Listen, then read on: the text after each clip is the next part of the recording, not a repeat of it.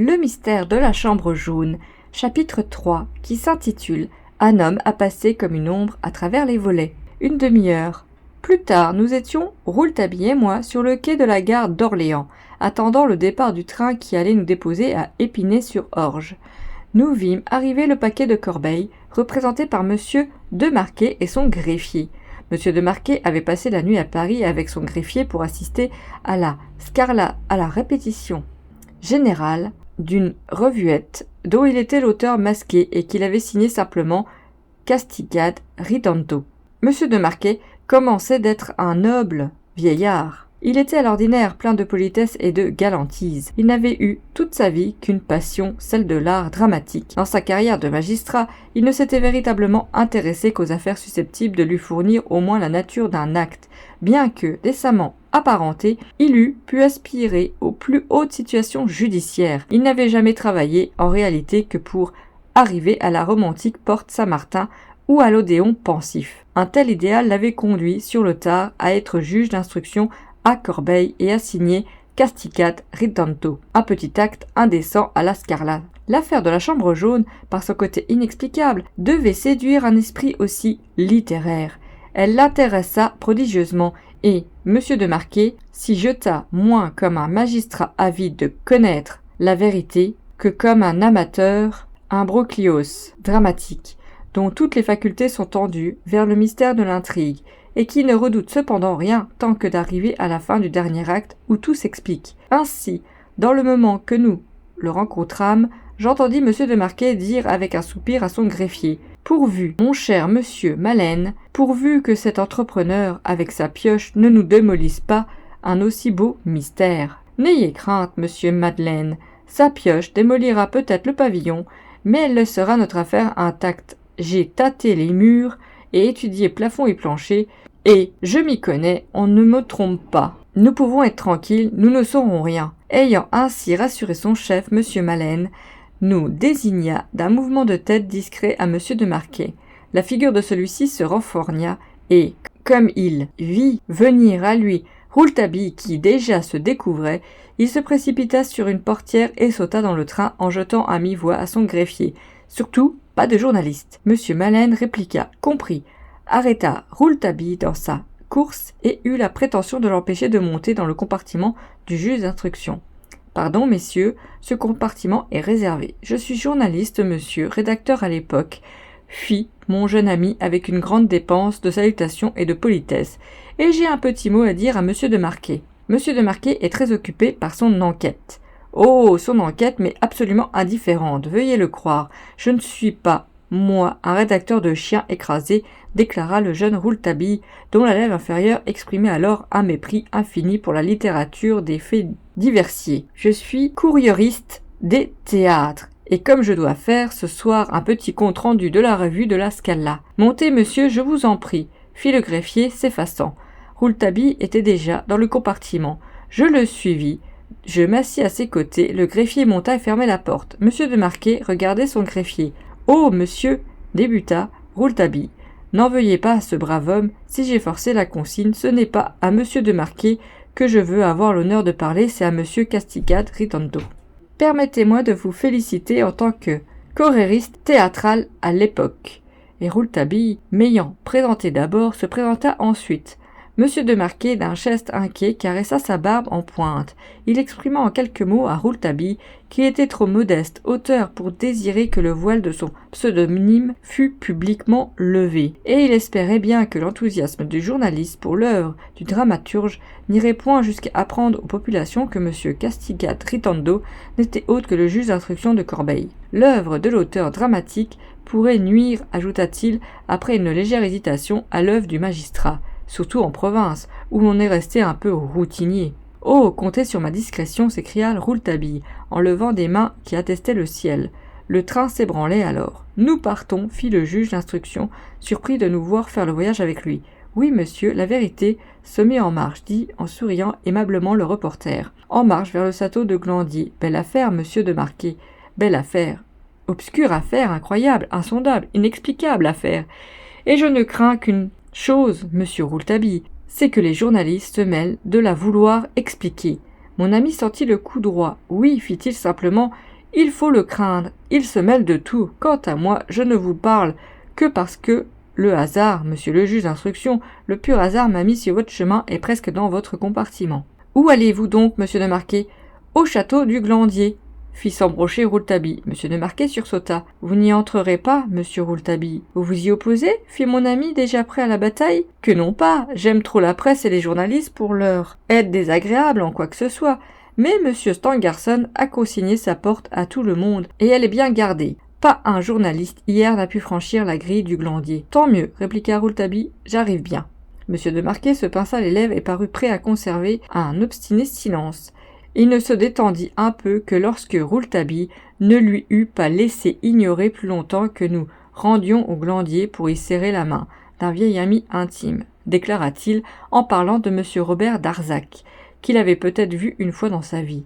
Ce pauvre Robert, continua le jeune reporter, ce pauvre Robert, il est capable d'en mourir, il aimait tant mademoiselle Stangerson. La douleur de monsieur Robert Darzac fait, il est vrai, peine à voir, laissa échapper comme un regret monsieur de Marquet.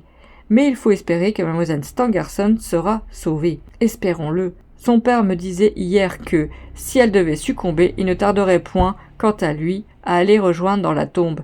Quelle perte incalculable pour la science. La blessure à la tempe est grave, n'est-ce pas? Évidemment, mais c'est une chance inouïe qu'elle n'ait pas été mortelle. Le coup a été donné avec une force. Ce n'est donc pas le revolver qui a blessé mademoiselle Stangerson? Fit Rouletabille, en me jetant un regard de triomphe. Monsieur de Marquet parut fort embarrassé. « Je n'ai rien dit, je ne veux rien dire et je ne dirai rien. » Et il se tourna vers son greffier comme s'il ne nous connaissait plus. Mais on ne se débarrassait pas ainsi de Rouletabille. Celui-ci s'approcha du juge d'instruction et montrant le matin, qu'il tira de sa poche et lui dit « Il y a une chose, monsieur le juge d'instruction, que je puis vous demander sans commettre d'indiscrétion. Vous avez lu le récit du matin? Il est absurde, n'est-ce pas? Pas le moins du monde, monsieur. Et quoi, la chambre jaune n'a qu'une fenêtre grillée, dont les barreaux n'ont pas été descellés, et une porte que l'on défonce, et l'on n'y trouve pas l'assassin? C'est ainsi, monsieur, c'est ainsi. C'est ainsi que la question se pose. » Rouletabille ne dit plus rien et partit pour des pensées inconnues. Un quart d'heure ainsi s'écoula. Quand il revint à nous, il dit, s'adressant encore au juge d'instruction, « Comment était, ce soir-là, la coiffure de mademoiselle Stangerson ?»« Je ne saisis pas, fit monsieur de Marquet. »« Ceci est la dernière importance, répliqua Rouletabille. Les cheveux en bandeau, n'est-ce pas? Je suis sûr qu'elle portait ce soir-là, le soir du drame, les cheveux en bandeau. »« Eh bien, monsieur Rouletabille, vous êtes dans l'erreur, répondit le juge d'instruction. Mademoiselle Stangerson était coiffée, ce soir-là, les cheveux relevés, entièrement en torsade sur la tête. Ce doit être sa coiffure habituelle, le front entièrement découvert. Je puis vous affirmer, car nous avons examiné longuement la blessure, il n'y avait pas de sang aux cheveux et l'on n'avait pas touché à la coiffure depuis l'attentat. »« Vous êtes sûr que mademoiselle Stangerson, la nuit de l'attentat, n'avait pas la coiffure en bandeau ? » ?»« Tout à fait certain, » continua le juge en souriant, « car justement, j'entends encore le docteur me dire pendant que j'examinais la blessure, c'est grand dommage que mademoiselle Stangerson ait l'habitude de se coiffer les cheveux relevés sur le front. Si elle avait porté la coiffure en bandeau, le coup qu'elle a reçu à la tempe aurait été amorti. Maintenant, je vous dirai qu'il est étrange que vous attachiez de l'importance. Oh, si elle n'avait pas les cheveux en bandeau, gémit Rouletabille, où allons-nous? Où allons-nous?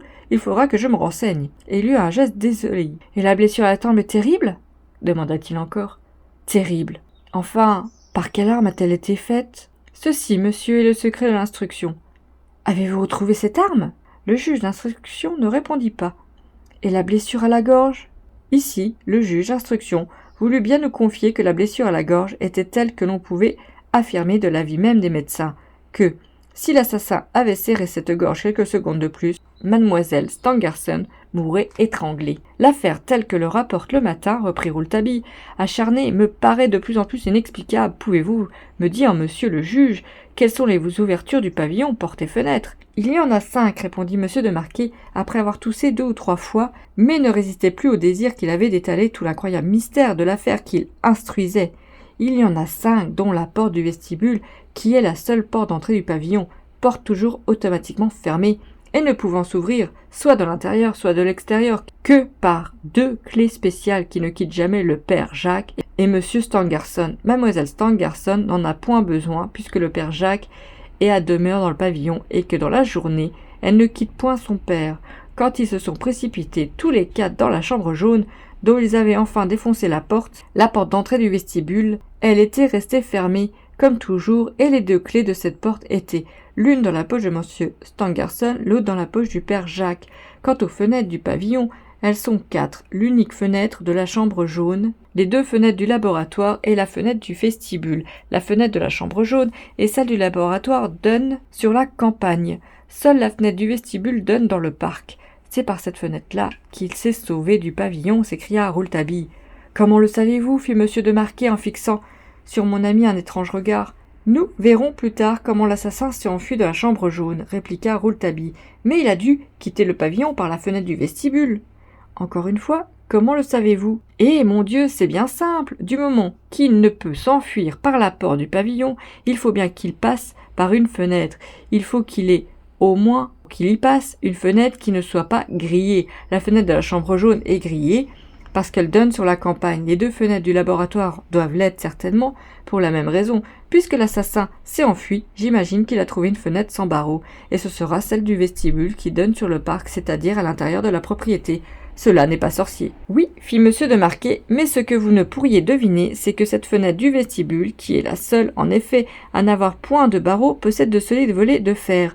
Or, ces volets de fer sont restés fermés à l'intérieur par leurs loquets de fer. Et cependant, nous avons la preuve que l'assassin s'est en effet enfui du pavillon par cette même fenêtre. Des traces de sang sur le mur, à l'intérieur et sur les volets, et des pas sur la terre, des pas entièrement semblables à ceux dont j'ai relevé la mesure dans la chambre jaune, attestent bien que l'assassin s'est enfui par là. Mais alors, comment a-t-il fait, puisque les volets sont restés fermés à l'intérieur ? Il a passé comme une ombre à travers les volets, et enfin, le plus affolant de tout, n'est-ce pas, la trace retrouvée de l'assassin au moment où il fuit du pavillon, quand il est impossible de se faire la moindre idée de la façon dont l'assassin est sorti de la chambre jaune, ni comment il a traversé forcément le laboratoire pour arriver au vestibule. Ah oui, monsieur Rouletabille, cette affaire est hallucinante. C'est une belle affaire, allez, et dont nous ne trouverons pas la clé d'ici longtemps, je l'espère bien. Vous espérez quoi, monsieur le juge d'instruction ? Monsieur de Marquet rectifia. Je ne l'espère pas, je le crois. On aurait donc refermé la fenêtre à l'intérieur après la fuite de l'assassin ? Demanda Rouletabille.